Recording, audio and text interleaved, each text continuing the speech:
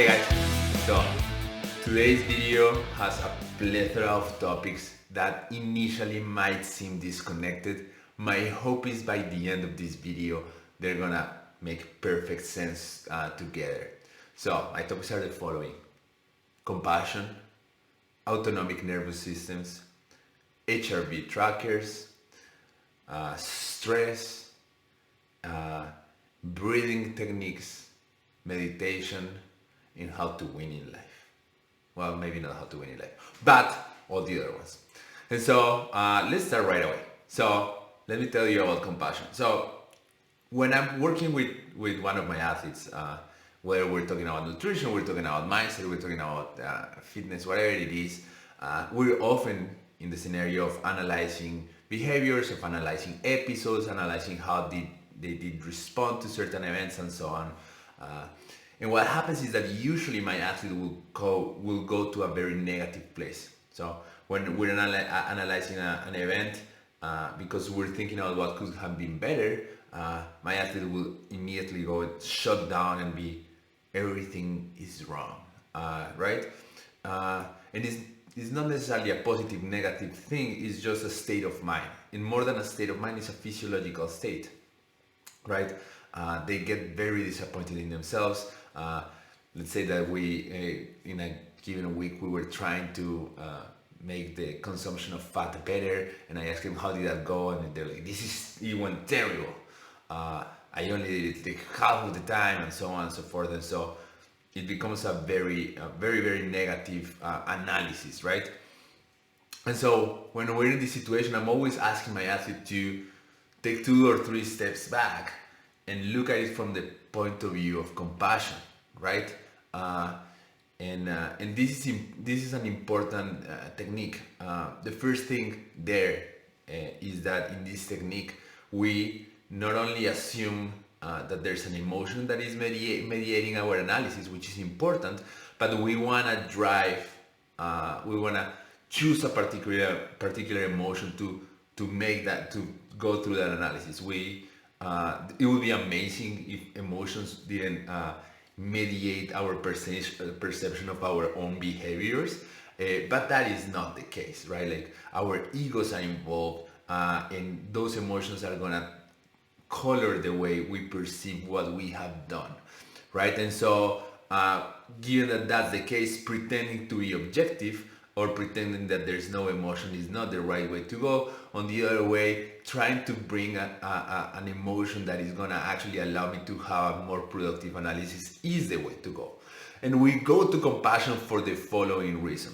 Not because we understand compassion as pity or as like feeling sorry for myself. I mean, like, oh, look at all the good things. No, it's not that simplistic, and it's not that naive. Compassion is a very important physiological state. More than an emotion, it's a physiological state. It's a biologically determined physiological state in which you as a human feel safe. So when you have compassion for another person, that person is gonna feel safe with you, and they can create a relationship, and that has an evolutionary function, right? We as humans develop this capacity to create very deep, meaningful social connections and relationships, because that serves us to survive, right? And so the base of safety is compassion as an emotion, and as a physiological state. So analyzing your own behaviors through the lens of compassion is very important, because you're gonna feel safe, and in some ways you're actually gonna be more objective, right? Because you're gonna be able to see the picture in a broader light, right? You're not gonna change reality. Reality is what reality is, but our analysis is gonna change, and it's gonna be more useful. Okay, so let's dive a little bit into that, and there's a lot of things there that need to be analyzed. The first thing is, what do we mean by saying that compassion is a physiological state? Okay, so that's an important thing. So we're gonna start with a review of autonomic systems. So you probably have are aware of the cool thing that is happening in the fitness trackers right now. That is, we have Whoop and we have Garmin's and we have all these things that track the new super cool measure that is HRV, heart rate variability. And most of us are like, yeah, heart rate variability, but most of us don't have no clue of what heart rate variability is and how does it work. Okay, so let's review autonomic systems. That will explain us HRV, and we'll get to compassion again. So it's a little bit of a longer ride, but it's a pretty fun one. So let's go to autonomic systems. So autonomic systems, actually, let's go this way. Better.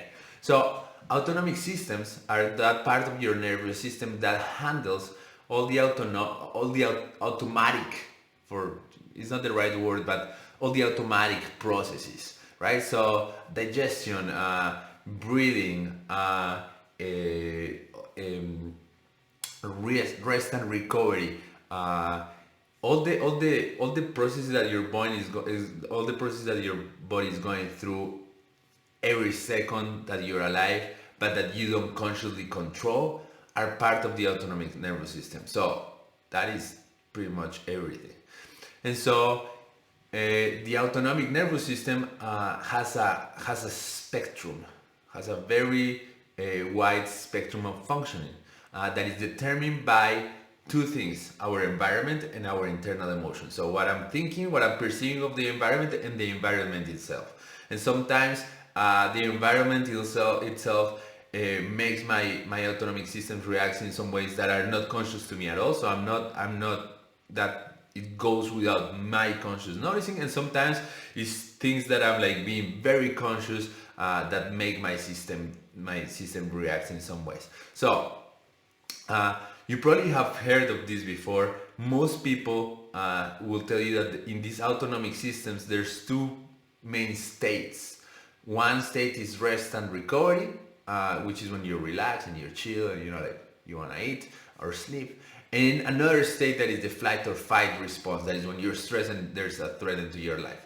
Well, the truth is that, as you can see on this graphic here, it's neither black or white, right? Like, we have a full spectrum, and if we move through this whole spectrum, right? And so our autonomic system, if I'm here, I feel like my life is threatened. If that threat is not super strong, like I can react, I'm gonna be in a flight or fight state. But if that threat is so violent and aggressive that I don't know what to do, I'm gonna freeze, right? So think, for example, I'm sorry about this example, but think of rape victims, that they just freeze. There's nothing, and it's not conscious, it's just a wire that we have, that when you feel like you are done, like there's nothing you can do, your life is a danger, you freeze, right? Think of a mouse that has been caught by a cat. They don't move, they don't fight anymore, and it's not because they're pretending to be dead to see if they escape. There's no conscious there at all. They just freeze, right? You hear the dogs? Well, something happened.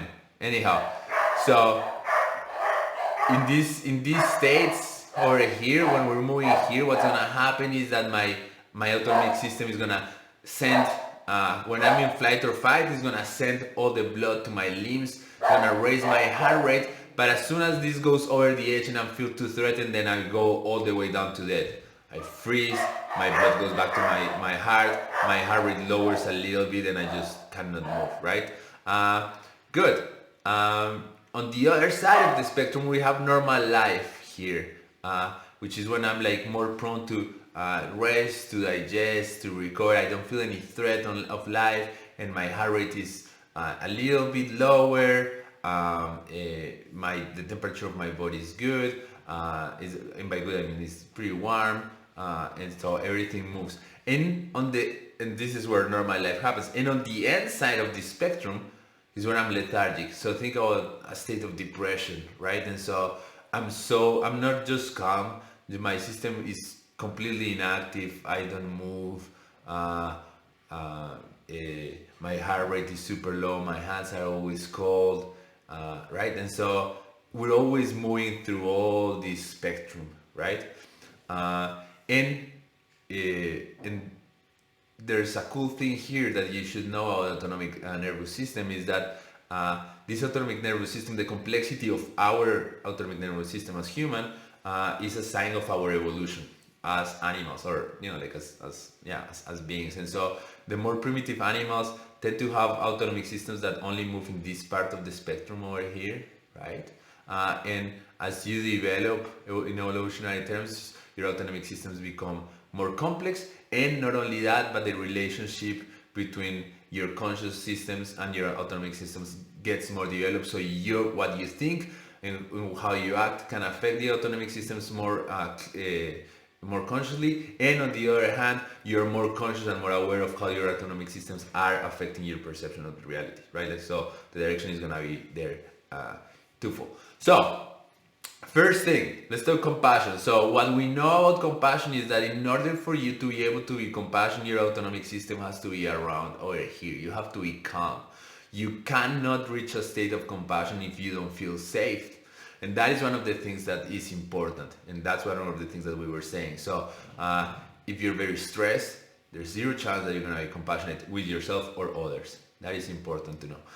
The second thing, and how to tie this together a little bit, is HRV. So that measure of HRV and the heart rate variability, what it's telling you is how ready are you to be moving through this spectrum. How flexible is your system to be moving across this spectrum.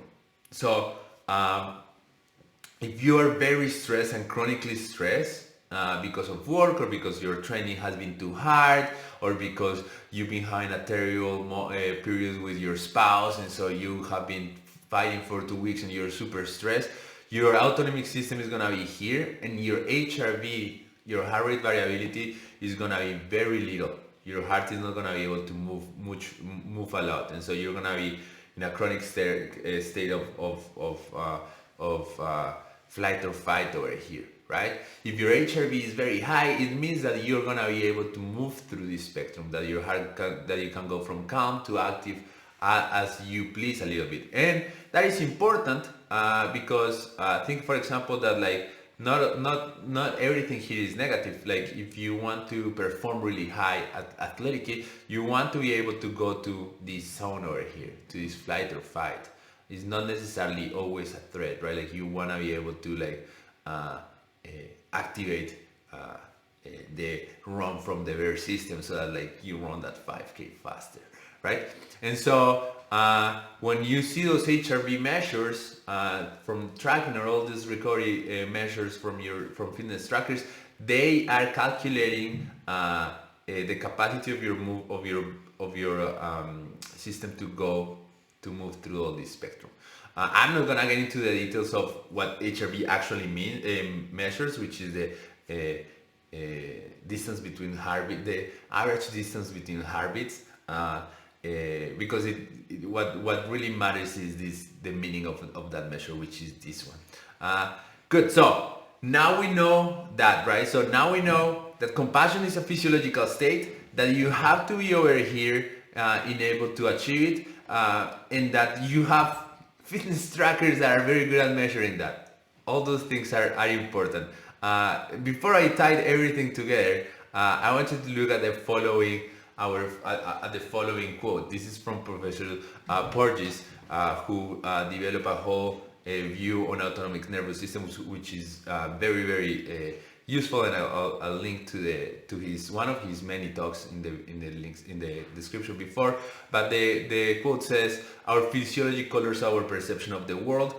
So when we're in different physiological states, the same stimuli trigger different physiological responses, and that's super important, because that means that when you are analyzing your reality, your behaviors, and that of others, if you're in a calm state, you're gonna see that in a way. If you're in this state over here, you're gonna see that in another way. And the cool thing of that is that this is all measurable, right? So it's not just like, oh yeah, I'm being negative. No. It's like if we have all the markers that your autonomic system is over here, we know that the perception of reality is gonna change. And if we have, and not only that, we know that whatever happens to you is gonna trigger different physiological responses. So let me give you an example. If you're in this state and somebody comes and tells you something, you're gonna react to that different if you're in this state, right? Can be the same thing, can be completely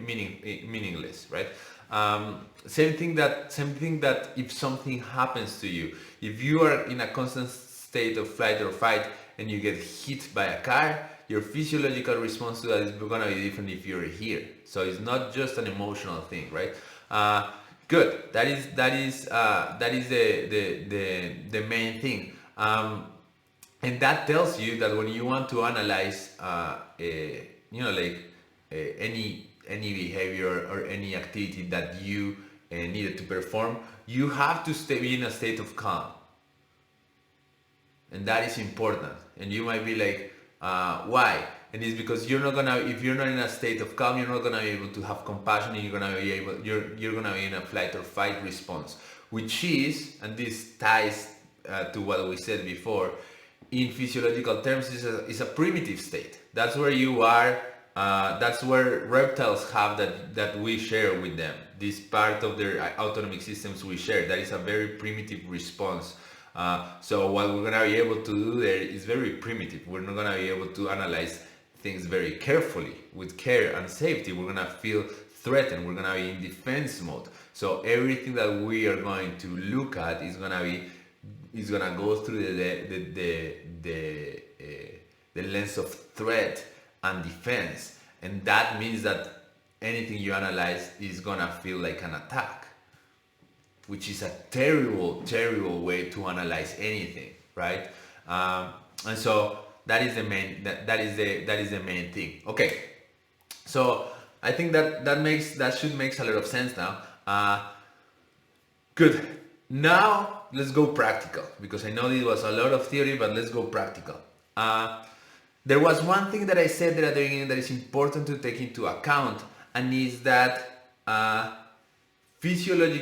you can change your physiological state, right? Like you can change your autonomic system, and learning how to change your autonomic system is fundamental for everything, but in particular for athletic performance, right? So we have the key to move you in the whole spectrum, right? Let me bring my spectrum back there, because I want to be able to point at it. We have the key to move you from here to here.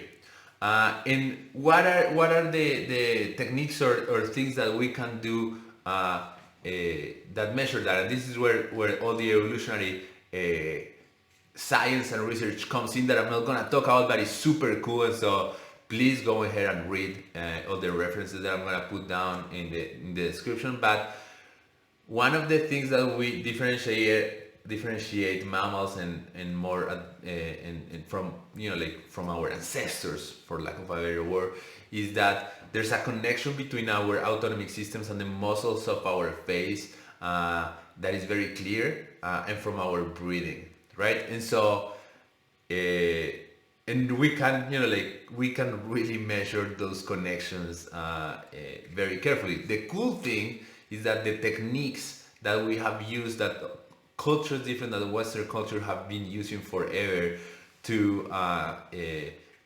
self-regulate themselves, are regulators of the autonomic system. So things like meditation and breathing, among others like chants and dances and so on, that I'm not going to talk about today, can be proof and can be used to down-regulate your autonomic system. And this is totally non-measurable way. For example, things that we know from academic research is that if you become very good at breathing, you can go from here to here very easily every day of your life, which means that your HRV is gonna change consistently, because you're gonna be able to go from here to here, right? Which we know with the data that we have is gonna lead to better athletic performance and better life performance in general. right? Um, so breathing is a super important technique there, and by breathing we mean being able to control very well the balance between CO2 and oxygen. Uh, that is a whole different topic, but we do know that people that is, and I'm not going to explain it right here because it will take me an hour, but we do know that people that is very good at regulating their breathing, in the sense that they know they're better at tolerating CO2, are going to have a better oxygen intake, and they're going to be able to down regulate better, which means they're going to be able to go from a state of stress to a state of calm better. Things in super practical terms, things that you can do today to help you there, very simple. Every day for 10 minutes, sit in front of a clock, hand on your chest, hand on your belly, slight pressure, breathe only through your nose, and make sure that the inhaling is very short, very short and minimal, and you're gonna try to make your breathing as shallow, no sound, as invisible, for lack of a better word, as possible.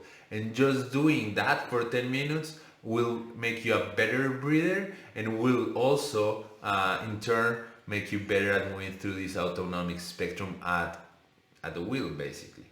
Other techniques that you can use, meditation. So cool thing, as I was saying before, academic research has shown the implications and the impacts of meditation on autonomic systems. And now we know from commercial data, for example, the guys at Whoop partnered up with the guys at Headspace, which is a meditation app, and they have more than enough data showing that by far the best recovery tool for athletes is meditation. So they have an intervention in which they track some athletes that did Headspace for 5 minutes, not even 10 minutes, just 5 minutes of meditation a day, versus athletes that did suspension chambers, Normatex, and all these fancy recovery physiological tools, and Headspace one, which is outstanding because Headspace is something that you can do by yourself with not much, right? And that comes from the fact that you can definitely change your autonomic system if you can regulate your breathing and regulate your mind a little bit, right? Good. And the last practical advice here, this is very important, is whenever you are analyzing your performance, you have to think of in which side of the autonomic spectrum you are. So what does that mean? We don't need to be, for us to be here in this side of the spectrum, in the flight or fight, we don't need to be threatened by somebody with a knife. If you are chronically stressed because work has been hard, you are gonna be here. And that means that however you're gonna look at reality while you're here in those days is gonna be dark, and it's gonna be primitive, and it's not gonna help you. So if you have a tracker, for example, you have to be aware of that, right? If I'm not recording well, it's not the right moment to analyze things. I'm not gonna be able to be compassionate enough.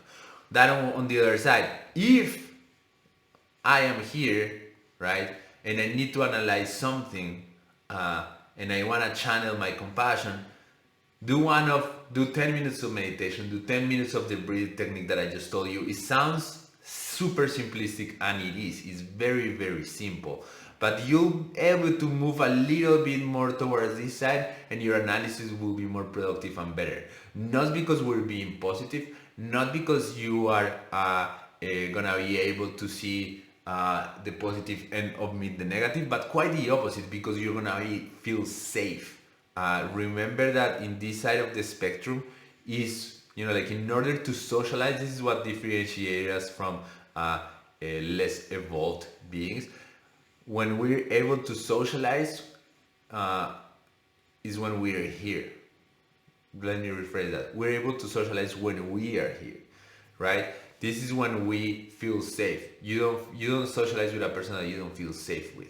And so when we are here, we feel safe, and we're gonna be able to analyze our own behaviors and our own performances with a much better, broader light, more even, more balanced, that will let you see things for what, like closer to what they are, and make you improve more, right? Anyhow, that is it for today. So let me see: compassion, HRV, autonomic systems, stress, how to win in life. We won. Totally winning in life. So yeah, breathe, man. Breathe and meditate. Have an awesome day.